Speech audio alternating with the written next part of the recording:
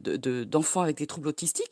Une partie, ce sont des enfants autistes, il y en a toujours eu, qui n'a rien à voir avec les écrans. Et d'autres ont Mmh. des signes qui ressemblent, je le précise bien, hein. Je n'ai Oui, jamais dit c'est que oui, les oui, écrans voilà. rendaient autistes, Parce hein. qu'il y a C'est des troubles qui ressemblent. un certain nombre de médecins, la Haute Autorité de Santé disent que bon, voilà, il y a rien d'établi, entre, la surexposition aux écrans et l'augmentation du nombre de cas d'enfants autistes. Après, ils disent, mais il y a quand même quelques études, mais il y a une Mmh. pression forte de certains lobbies pour qu'il y ait une certaine communication qui se fasse. Nous, ce Mmh. qu'on voit sur le terrain, ce qu'on veut, c'est aider les parents, aider les enfants et éviter ces handicaps.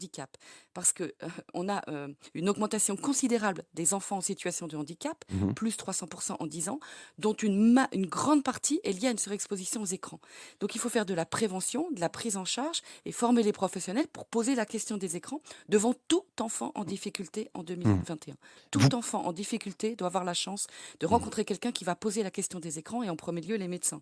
Vous Et donc parlez ces enfants, de code positif. Excuse-moi, je finis non, juste. allez, allez-y, allez-y, allez-y. Donc les enfants ont des signes qui ressemblent à l'autisme, troubles de Mmh. la communication, de la relation, intérêt restreint, stéréotypie parce qu'ils sont surexcités par les flashs lumineux et sonores. Et Mmh. quand on leur fait passer les tests, ils codent positif.